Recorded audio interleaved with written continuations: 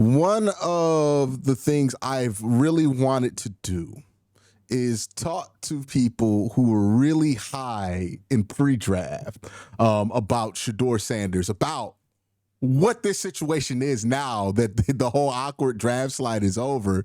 Um, and somebody I know who has done a lot of great work on the subject, KYRON Samuel. He's going to be joining us here today to be able to talk about that. Kai, my first thing I look at when I see this Shaduer thing is a lot of people are going to say, well, the draft is over. It doesn't matter where he was picked. But the reality of how NFL teams look at stuff, that number still matter. I mean, Kenny Pickett on the team right now because he was taken in the first round, right? That's why you still think he has a chance to do something. He was taken in the fourth round. He'd be out the league. But there is this dissonance here where it's like for so long, Shaduer was marketed to a lot of NFL fans, casual and hardcore, as at least a first-round pick, a first-round talent. Some people went as far to say he was a top 5 guy. And then the reality of him being somebody who fell all the way to the 5th round. And there are a lot of different reasons, a lot of different theories why he fell to the 5th round. Nothing I have seen so far of him in Cleveland makes that draft fall make any sense. Maybe it's just one of those things where NFL GMs are just doing that thing. But how do you think teams, or the Browns specifically, have to like manage that, where it's like he might have been somebody you thought of as a first round pick and you just did not think there would be a world where he gets to you all the way in the 5th round, where you got all your priorities done, you could take a luxury pick? Yeah, I think it's going to be interesting, and you kind of are already seeing how they're dealing with it, with how they've divvied up the preseason reps so far. I know it's only mini camp and rookie mini camp and that type of deal, but they've made it very clear what the pecking order is, at least so far, with guys like Joe Flacco, Kenny Pickett, and even Dylan Gabriel getting the lion's share of the reps in these situations. They made it clear where Shadur Sanders stands on the totem pole right now. So I think Shador's handled it in stride. One, I think that's really important to note because a lot of the reason why he presumably fell is because of the way he handled some of these interviews and the meetings and what have you. And that's been the biggest thing when you talk about on the field, mishaps or shortcomings. Nothing equaled a 5th round slide. Everything that we heard before pre-draft, any reputable pre-draft guy, and what I want people to know is most of them do their homework, most of them do their due diligence. They're getting their information from NFL personnel guys, from NFL coaches, from NFL GMs and front office guys. So this wasn't some random fall. Most people had him in that range. Even the people that I talked to that weren't high on Shadur had 3rd round grades on him, 2nd round grades on him. Uh, I was able to get, some information from a guy that I know that works, pretty high up in the media. And he was at the combine and he sent me a text message. I wasn't able to attend this past year, but he sent me a text message during the draft process. And he said, Shadur is in trouble. Apparently, word started getting around even then that he had, been kind of bombing some of those interviews. So we get to talking and, we're kind of chopping it up. But we thought trouble meant falling into the 2nd round, falling out of maybe late 1st round. We thought from where he was projected and what we were hearing from people that he may have messed up being a top 5, top 10 guy. So even our thoughts process that he had been, in some hot water and, some teams weren't feeling him. Our worst case scenario was him falling to late in the 1st round, early 2nd round, 3rd round at worst. Nobody saw a 5th round slide coming, really. Even the people that didn't like Shadur, that you might have hated Shadur's personality and his demeanor. Nothing about his play on the field from Jackson State to Colorado, warranted a 5th round pick. So the real answer to that we probably will never know. But like you said, how they're going to handle it, I think we saw how they handled it. They're going to make it seem like he is the unsung hero. He's going to be the guy that has to fight his way, claw his way to make the roster. And I think the coolest part so far is that Shadur is making it hard for them to kind of live with that right now. He's doing well. I know that I think it's hilarious the stat tracker from the camps. But if you're gonna do it, if they're gonna keep score, you better be putting something nice up there because if he was throwing 2 or 3 picks of practice and wasn't looking good at practice, people would be throwing those numbers in his face right now. So I think Shadeur's done a good job. One, in the media, he's done a fantastic job. And if you paid attention to him in Colorado, you probably would have known that because this is who he's always been with the media. He's always been this Hmm. type of guy that was charismatic and said a lot of the right things, and did a lot of things in the community. And two, he's showing, he looks pretty good on the field. Everybody that I know that's been there, respectable guys. Daniel Oyefusi that works for ESPN. Um, another guy, I forget his name, but his last name is Jackson, that reports for Zach the Jackson, yeah. yeah. So everybody, whether you hate him or love him, you respect him. You know that he's there. He has boots on the ground. He's seeing those guys every day. Tony Grossi, I believe is his name. That's the one that's kind of divisive. But Yeah, that's other the than that more guy, infamous name. But yeah, like gotcha. it's not just like I believe that he looks good out there. It also makes me wonder, like, how much money would he have made if he had played like I know he didn't play at the East West Shrine game. I don't know how much a good East West Shrine Bowl would have helped him because I feel like people would have ultimately downplayed whatever he did there Right. because it's the East West Shrine and he's got all those Colorado guys there. But looking how he looks in this rookie camp and mini camp, I can't translate if that means anything in a real NFL game. But what I Right. can translate that to is like he probably would have looked awesome at the Senior Bowl, Oh, especially yeah. considering What we what saw we down there. saw at the Senior Bowl, Uh, right? Like if Tyler Shuck looked good enough to fall into the top 40, right? I just don't know how if he would have been down there, he wouldn't have upped his stock there. Like, do you ever think about like, yeah, there's the pre-draft interview stuff, and maybe he made some mistakes there. I think part of the mishap is not doing any of the pre-draft stuff that's public kind of allowed these narratives to run wild amongst NFL GMs. And like maybe he had a couple of bad interviews, but you know how people get, right. right? Somebody has a bad interview, they tell that story to somebody else, and the next thing you know, the brother had his shoes off, was clipping his toenails, and was asking you to get him a golden fucking toilet or some shit like Right. that, right? And it gets gassed up.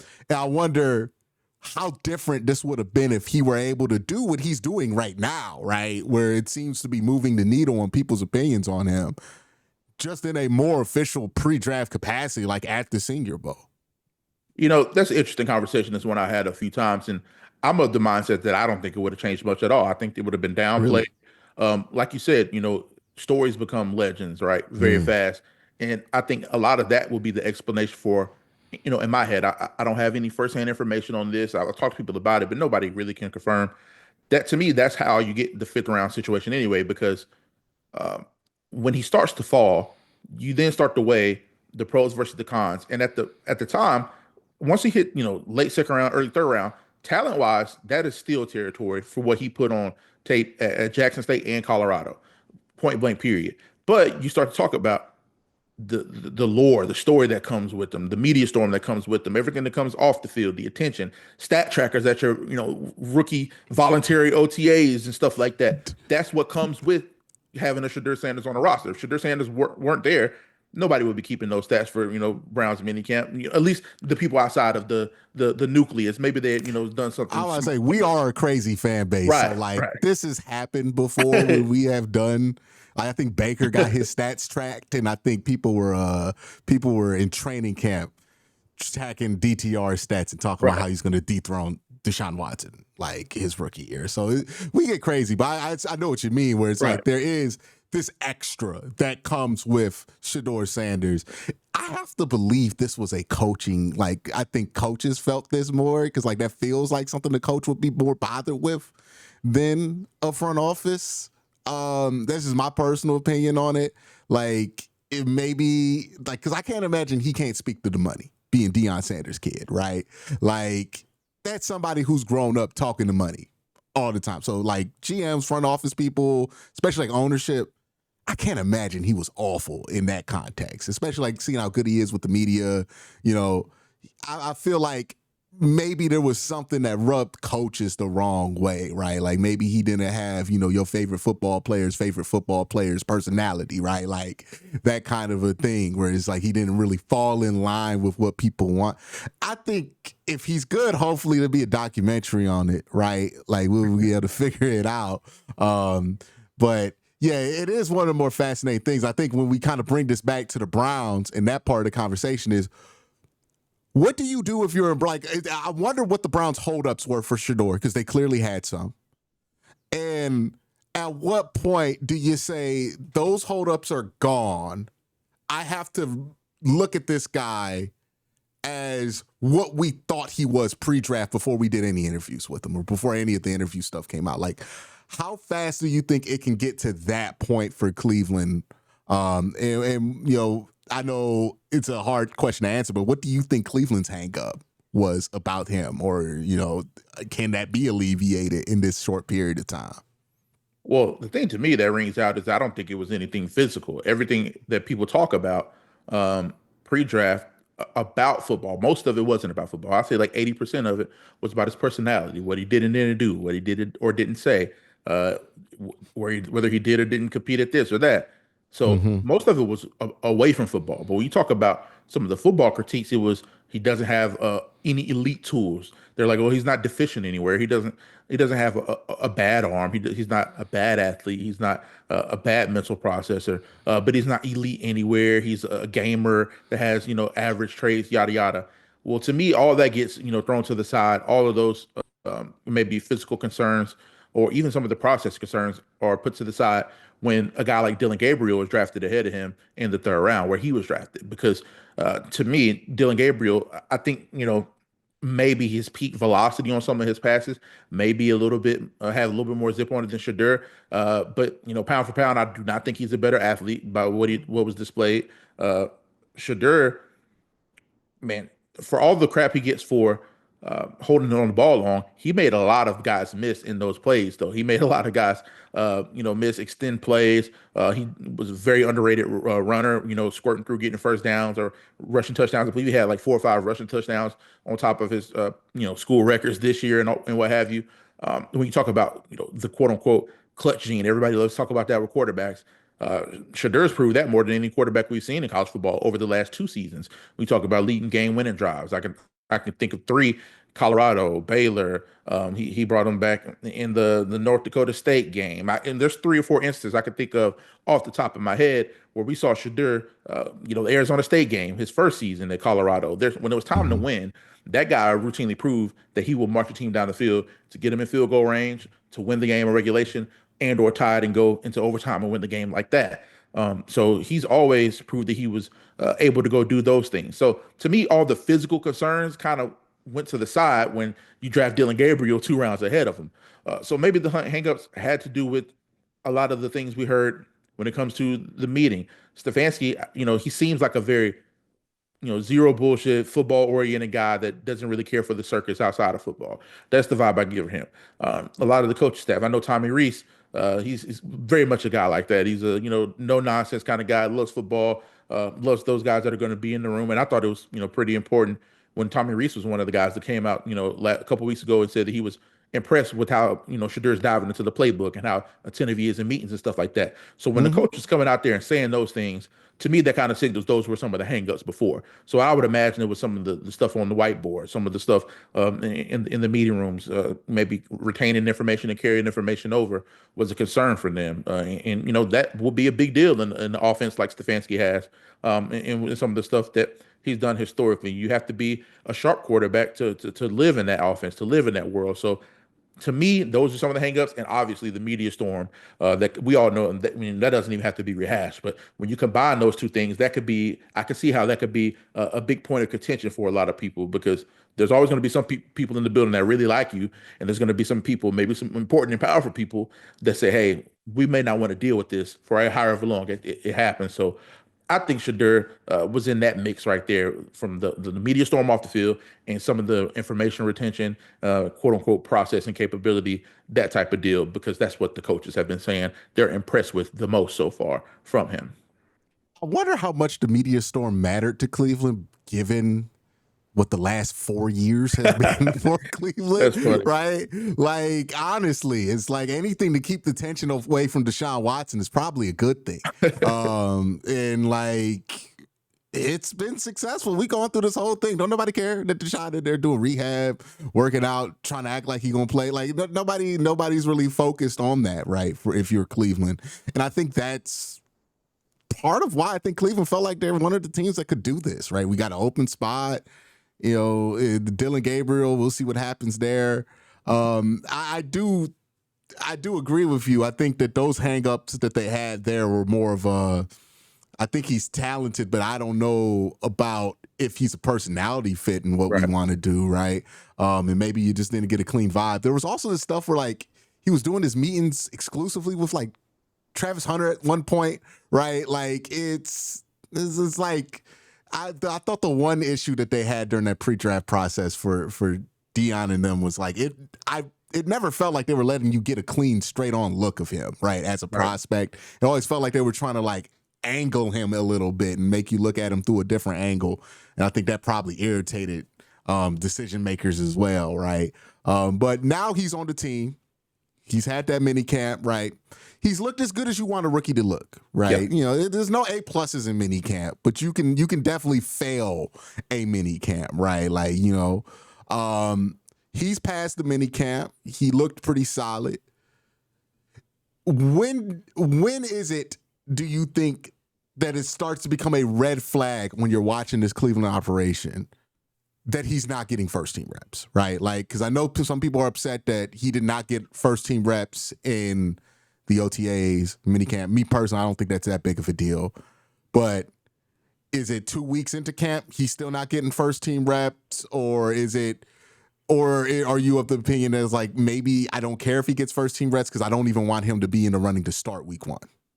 Yeah, for me, I don't care. I think this is the best case scenario for Shaduer because this is the thing. Like, you get drafted a lot of times off potential. You get drafted a lot of times off of projection, where you're going to be 4 or 5 years down the road. But I think for guys that are drafted in his position, because like you said, let's put it into context. He's not the top 5 first round guy, even if we believe he's that talented and he proved it in college. He isn't that guy based off of where they drafted him. He's a 5th round draft pick. And he is out, like you said, there's no, gold star that you get for mini camps and OTAs, but he's already outperforming what the expectation would be for a 5th round draft pick getting those reps. For those reps, he's being efficient. He's, I believe it was like 9 touchdowns or something in those 50 something reps, which is, by far the highest percentage of those quarterbacks there. When you start looking at it from that point of view, he's clearly proven that his floor is higher than a 5th round floor, or at least the hope for what you would hope a 5th round pick would be at this point. So if he continues to do that against that level of competition, it will come to a point, whatever that point is, that there will be no choice but to give him a look at a higher position, especially if the guys ahead of him continue to perform at a subpar or average level.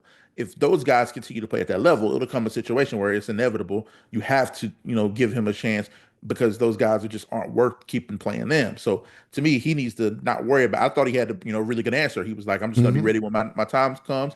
And then he followed it up was like, nobody's gonna care when I get in there whether I took first team reps or not. I'm gonna be judged as harshly or more harsh than anybody else, which I thought was great that the kid has that mindset because that's the truth.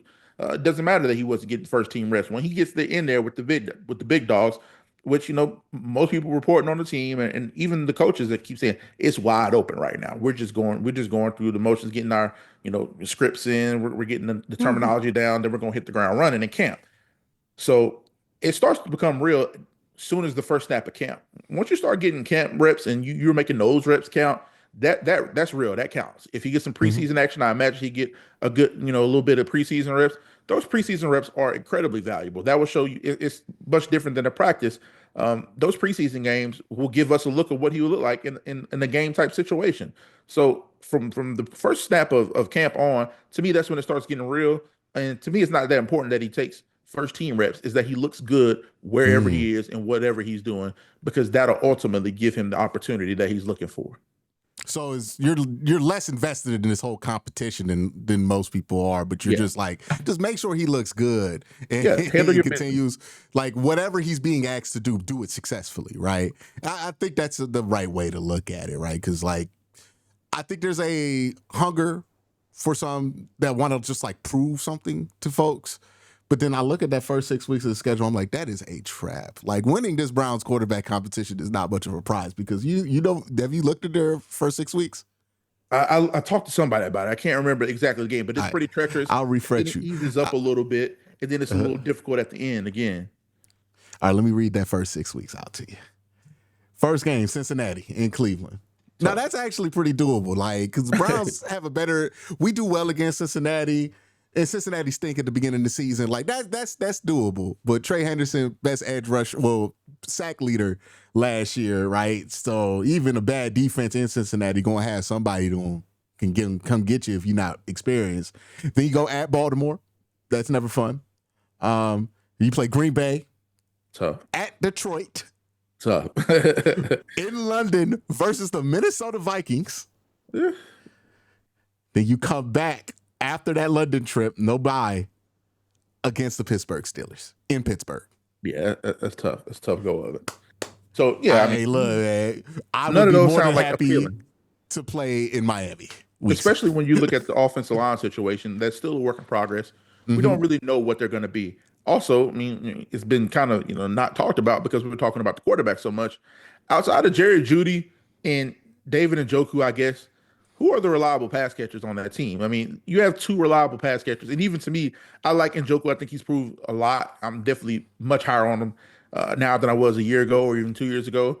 But even still, then he has some drops and stuff that you worry about. Like, to me, I wouldn't necessarily count on Njoku being a reliable target in the sense of I'll feel comfortable throwing my rookie quarterback in there behind a bad offensive line, and that guy's going to help him out get it done. It's like there's so many holes and question marks on that team. I would be happy for him to sit, and I think that's the best case scenario. Let's look at all the quarterbacks who weren't drafted in the first round, or some of them that even were drafted in the first round that had a ton of success.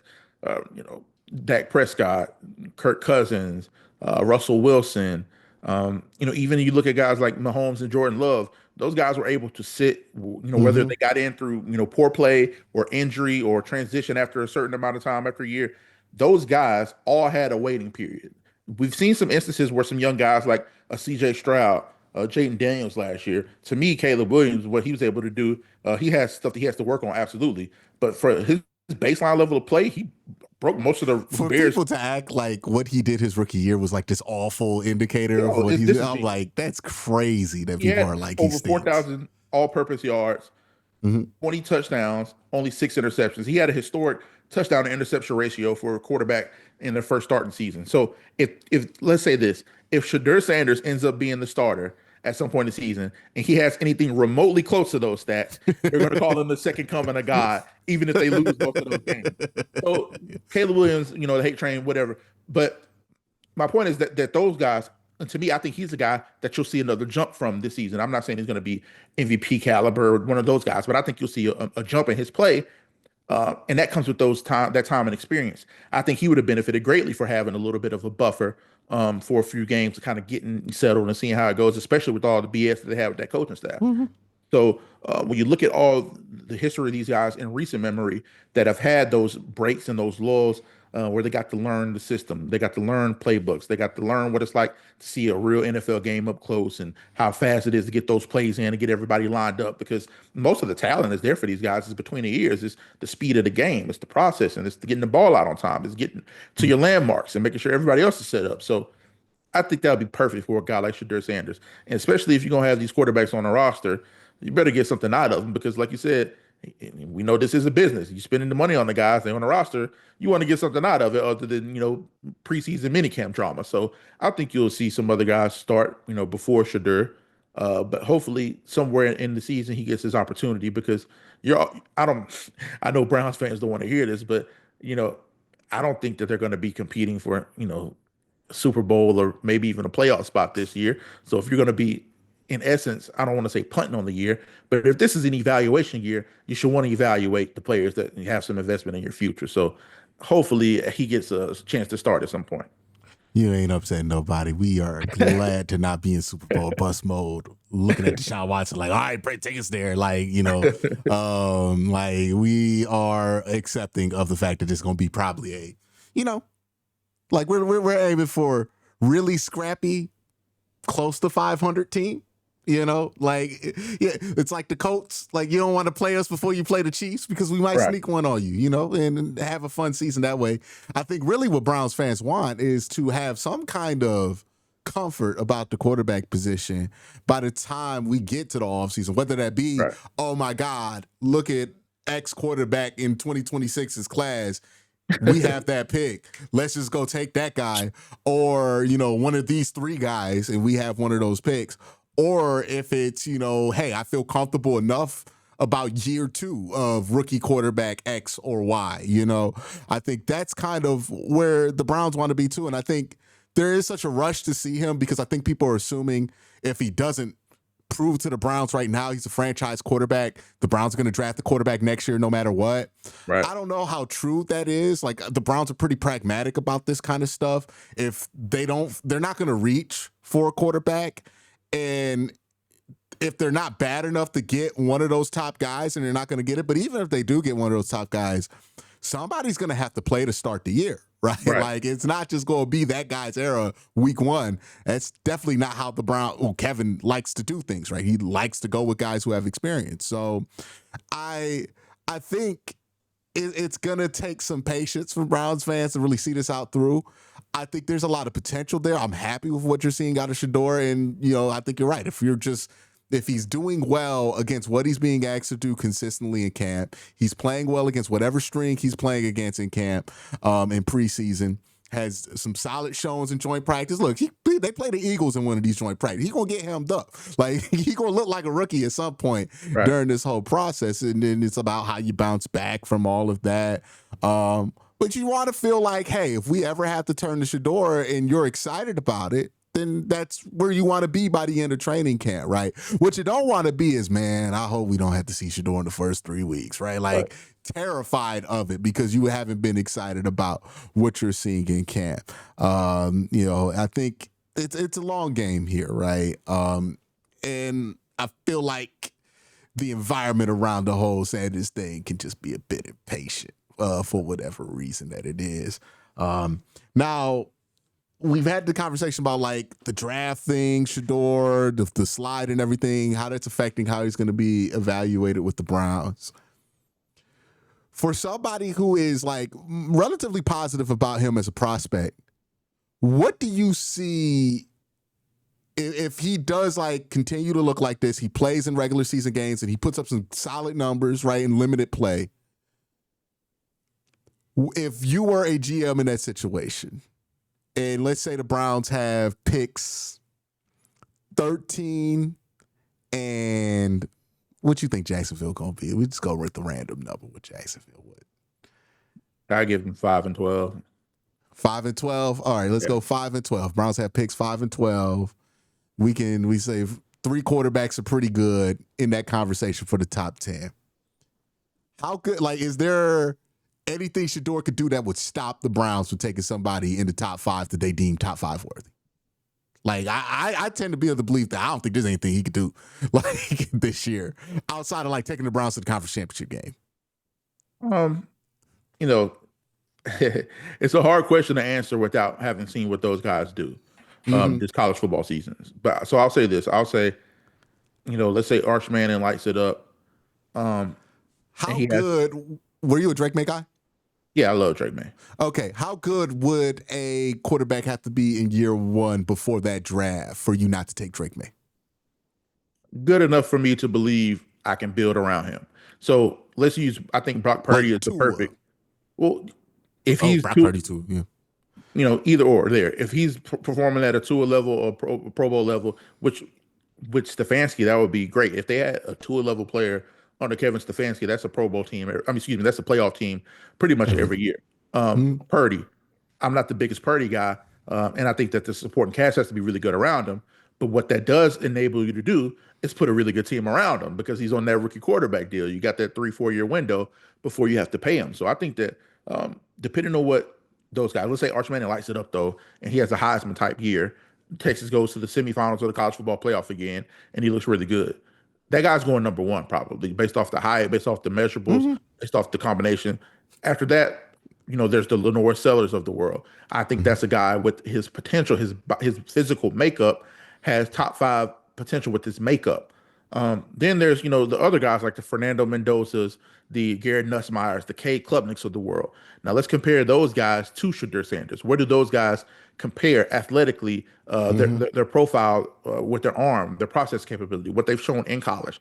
Comparing apples to apples there, Shadur to me is as good or better of a prospect than any of those guys. So if you were to show me something, let's say he gets 8 starts, they're 3-5, but he has 2,000 yards, 12 touchdowns, 4 interceptions, and a couple rushing touchdowns. It looks 65, 64% completion percentage.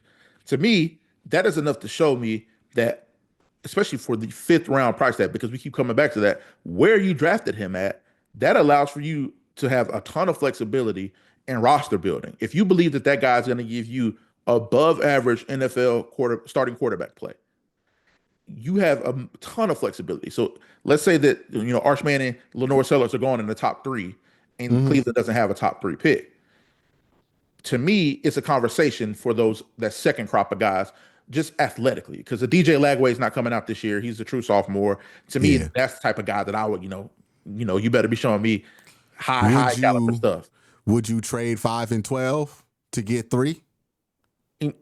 Not for any of these quarterbacks at present But I'm day. saying, like, hypothetically, like, let's say, like, because we don't know where these guys gonna be at, right? Right. I mean, But let's say like, Lenore let's Sellers. imagine.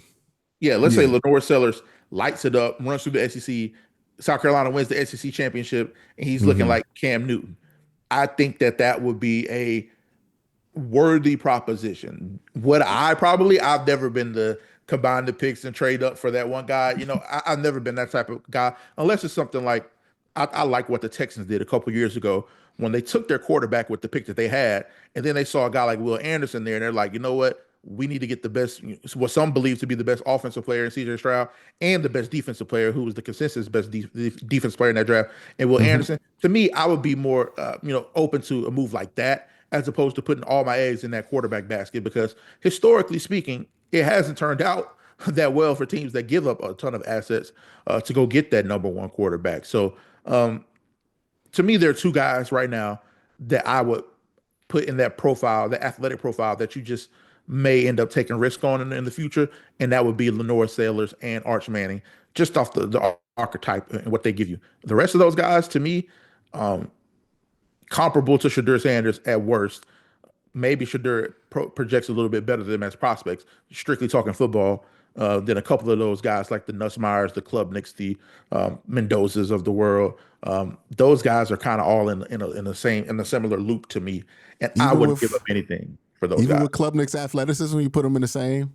Yeah, and I love K Club. I've been a big K guy before. I was a K guy last year when people were killing him, and I got all the film. I posted all the film on Twitter and everything to prove it. Hmm. Before last season, I was telling everybody K is going to make a big jump. I like K Klubnik a lot.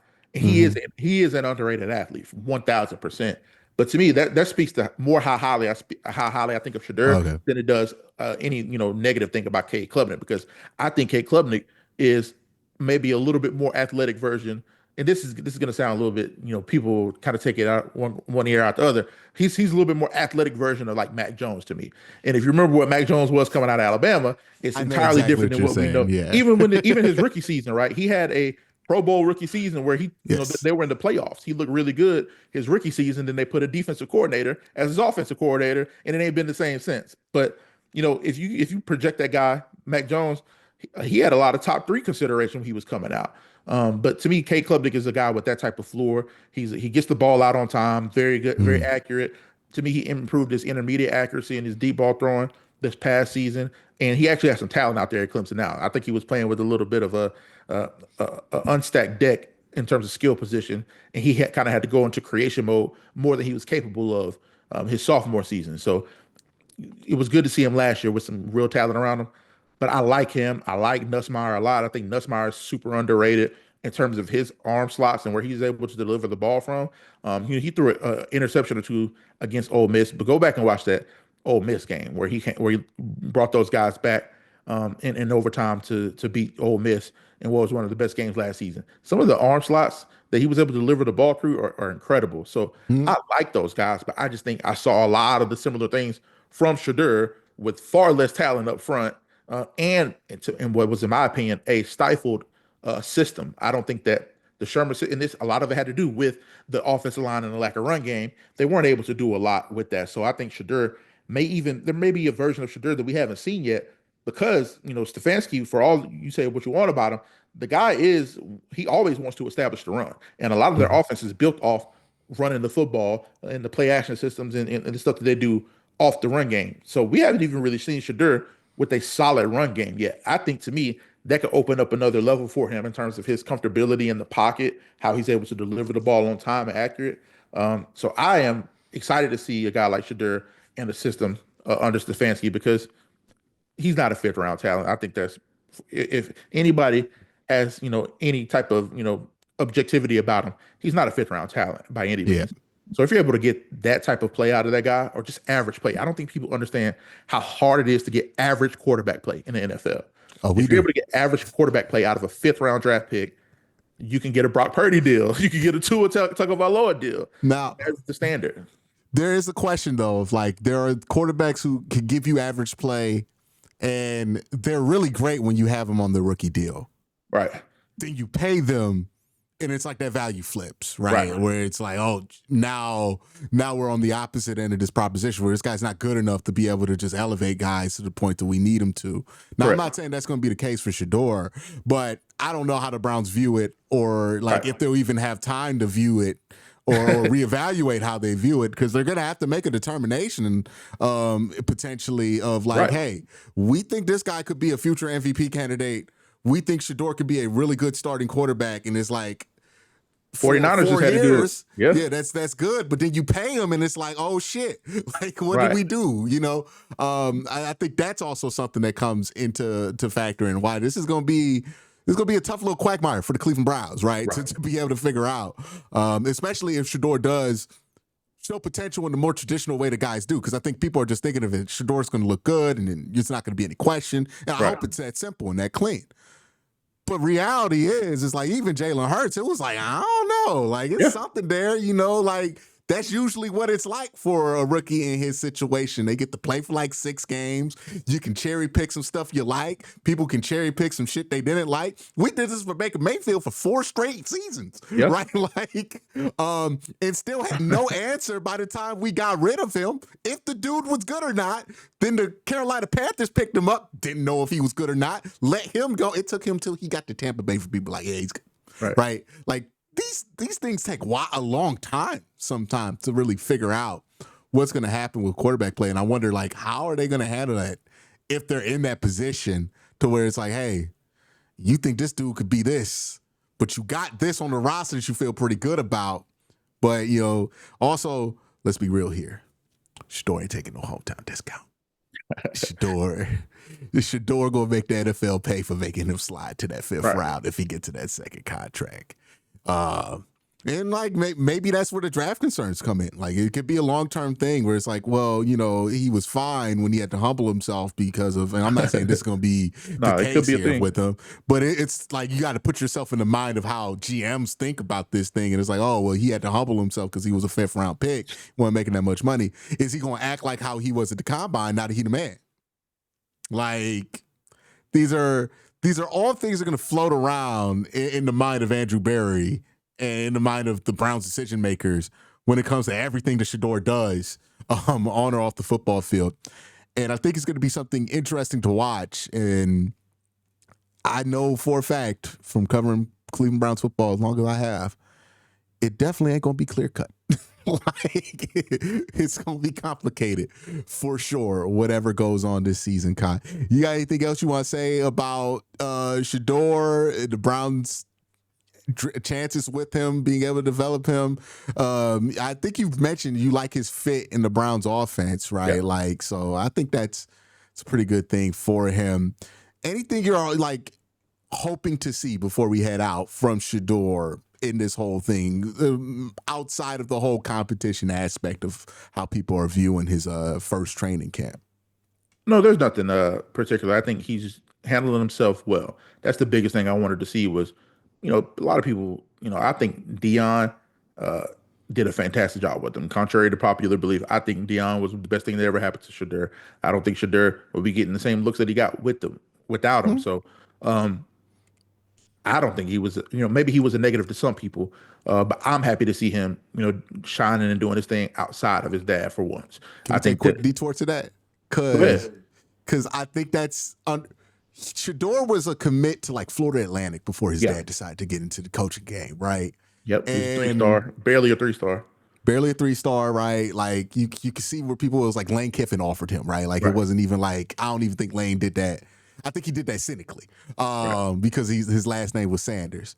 And there is like two things that go through my head. It's like, without Deion, I don't think Shador gets as many opportunities as he does to be able to become what he was in college, which was Right. a really, really good quarterback. Yep. Um, but also, like, if you could live in a world where he can get to that point, but his last name was Johnson, I think Yeah. he absolutely 1000% goes in the second round or in the first round. Like, he's a Pittsburgh Steeler, no doubt in my Yeah. No mind, question. and at worst in the first round. And it's like he benefits from him. He gets like to the place that he can, but you still have to pay for it in some way, shape, or form. Right. Because I think it is good for a kid developing that quarterback in an era where nobody ever gets developed, where you have somebody back there that's going to live up to their commitment of, we going to train you for 4 years Right. and put guys around you and focus on your development. Like, if this were Steve Sarkisian doing it to somebody he wasn't related to, we would all be like, man, Texas is doing it the right way. That's how college football was always done. But since Right. it's his son, it gets looked at differently. And for as much as people complain about NIL and how the portal has wreaked havoc on quarterback development, I don't know how you can turn your nose up at a dude who stayed in the same system basically Yep. for 4 seasons and had the same teammates and was able to develop it, because that's rare in this age of college football. So, I I wonder how much of this we aren't even thinking about right now, that like in 3, 4 years are going to become the main points of this conversation based on how his career goes out. And I think you hit on something with the Sanders thing, where it's like, we can't just assume that Deion will, like, are there times where his dad being Deion Sanders definitely hurt him? I think so. Yeah. But are there times where his dad being Deion Sanders, like, definitely helped him and helped Indisputably. the Colorado program? Like, there's no doubt Colorado about was a that. top 5 view program the last 2 football seasons. Mhm. That think about, like, put that in context. Like, they've had a top 5 ball game or top 10 ball game. I know 2023 they had a top 5 view game when they went to Oregon. But then the Colorado State game, think about that. Colorado State Colorado game that started at like 10:30, 11 on the East Coast, finished at like 1 o'clock well, 2 o'clock on the East Coast, was a top 10 view game in 2023. That is, as good as Shadur was, as good as Travis Hunter was, that is a direct reflection of the storm that is Deion Sanders that comes with that, the love, the hate train that comes with Mm-hmm. that. The games that they had this year, Shadur and Travis were two of the biggest stories in college football in a year where we had the expanded playoffs, Alabama's first year without Nick Saban, everything that happened with Ohio State, all the beautiful stuff that Ashton Jeanty did at Boise State. You could say Colorado, those guys were the biggest story again in college football in 2024 up until the playoffs started. So that's the type of spotlight that he brought to those guys in Shadur. But like you said, there is a price to pay. There's heaven and there's hell. There's good and bad that comes with it. And my thing is that I'm super proud of the way. And this is not even on the football stuff. This is just how many people kind of tested his character a little bit, made aspersions about him, and kind of had these preconceived notions. If you listen to that kid talk in front of the microphone for 5 minutes during this camp, you come away impressed with what you heard. And it's not, just blowing smoke up people's butts, because you hear Stefanski get up there and say, I'm impressed with who the kid is as a person, not just football. Mm-hmm. Then you get in there and you hear Tommy Rees talking about how much effort he gives in the building every day. Denzel Ward was talking about, or excuse me, Greg Newsom was talking about how he felt like, Deion Sanders prepared Shadur for a spotlight like this because it's second nature to him. He's been dealing with it his entire life. Jerry Judy talked about how much film study he's been given and all the work he's doing. So when a bunch of people ain't gonna lie for you, especially a team like the Browns, where they ain't protecting no championship mentality, no championship DNA, they want people around there that they really like, they really care about. So if all those different people are saying the same thing about you when it comes to those things in terms of the work ethic, how you're handling yourself, how you're conducting yourself, to me that goes a long way into building a rapport in the locker room. And that was one of the biggest things that they were, or they being the the anonymous sources and the anonymous coaches and some of the media had about Shadur Sanders going into this process. So if he keeps doing that at a base level, to me that is somebody worthy, because to me there's a scenario, and I'll end on this, that nobody's considering here. He's a fifth round draft pick. What if he's just a really good backup, a really good locker room guy, and somebody that you like to have around? To me, there is a realistic scenario where Shadur Sanders works himself because he's lighting everybody's ass up in practice. He like Because Teddy he says the Bridgewater. right, because he says the right thing in front of the media, because the teammates actually like him. There is a situation where Shadur may just work himself into being a locker room guy and a long time backup. And I don't think anybody's really considering that possibility. I think if he goes through a situation where that happens for him this year, he never sees the field. Maybe it gets a little bit loud after year one, especially if they don't take a top quarterback like we talked about. Let's say it goes through again in year two.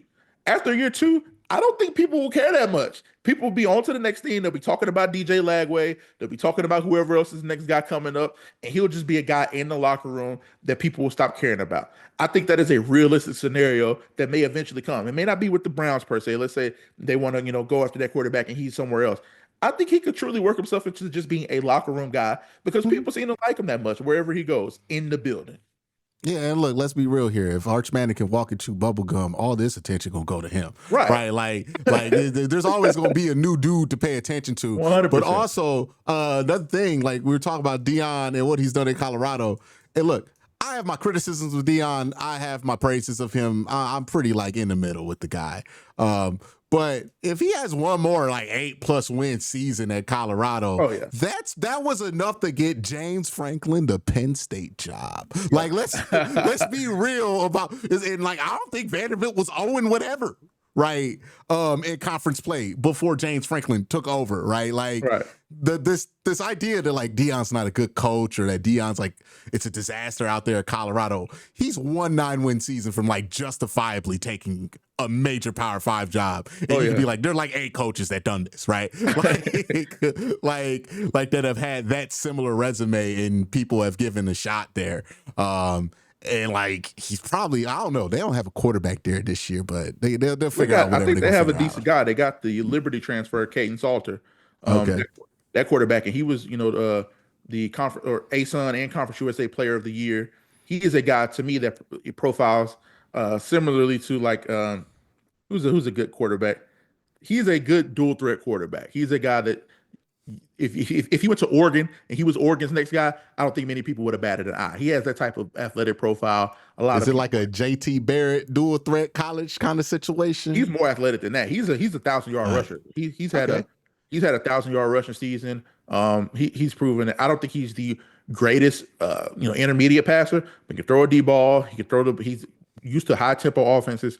He can get the ball out deep. He can get the ball out quick. And he's a hellacious athlete. Plus, they got the young kid Juju Lewis, the 5-star quarterback from Carrollton, Georgia, who was committed to USC. He was Lincoln's guy for a long time until he flipped to flipped to Colorado. So maybe not this year, but in the future, they'll have that guy he's like a young CJ Stroud to me with Juju Lewis. I think he's going to be one of those guys. So, like you said, man, there's been a storm around him, but when you turn the program from 1-11 to then you triple the win total the next year, and then you have 9 wins the next season, you're doing something right, man. And it's become something that you got to at least give credit for, in the sense that there is a proof of concept now. It ain't just we coming, it ain't just all that talk. Nah, they got a Heisman Trophy winner, they got an All-American quarterback, they got a 9-4 record. They turned around, and Shadur was a big part of that. Yeah, it's one of them things too where it's like the loudness of what happened, Right. probably a bit louder than like 8-4 usually merits, because again, Deion's one of the most famous athletes ever to play sports. And I think a lot of people see that and immediately find ways to tear it down, which is kind of a natural reaction, right? Like but it's not really like Deion didn't tell ESPN to put him on TV so much, right? ESPN made that decision themselves, right? And it's not like Deion shies away from it, but like, why would he? He benefits nothing from doing that. And I think a similar thing happened with SHEDEUR. We'll see what happens. But thank you for coming on. Very fun conversation about Mr. Sanders. Hopefully we can have more fun conversations about him, Sure. in padded practices, turning it up. I know people were worried about him managing the pocket, getting rid of the ball. Hey, Kai, you think anything helps you get rid of that ball faster than seeing 95 in pads? Nah, man, that's the guy. I was looking at that guy, and I was just like, we won't get into it because this is a whole nother, we could do a whole episode on this, but some people talk about, what sport has the best athletes. And I'm like, man, I was looking at Miles Garrett and I'm like, do these people really know how freakish it is to weigh as much as he does, to be as fast as he is, to be as agile as he is, to jump as high as he jumps, and to do it in the sport with the physicality, the type of endurance you have to have athletically for that. That guy's 1 of 1. That guy's 1 of 1, bro. And here, I'm always interested. What's your guess at what Miles Garrett weighs? Because I think he's about 290. 290? I think he's about 290. Heard he's well above 300. It wouldn't surprise me at all because he's so dense. Like, look at his arms, his quads, his upper body. I wouldn't be shocked if he was 305, 310. Like, that wouldn't surprise me at all. Nah, he's like, dude, you remember when Cam Newton was around and people would be like, damn, dog, that's a big dude. Yeah. He looks like a left tackle. You stand Cam Newton next to the left tackle, stand Derrick Henry next to the offense. One of my favorite pictures is Derrick Henry standing next to the Tennessee Titans offensive lineman. He looks like he could be the center. Like, those guys are different type of specimens. 1,000% the worst guy to play if you're like of your first year in the league and you're like, all right, let's go, Miles Garrett. And you're like, oh, like insane, bro. That is a welcome to the NFL machine right there. But appreciate you for coming on, KYRON. I'm definitely going to have you back on soon again. Y'all have a great day. Have an even better night. Peace.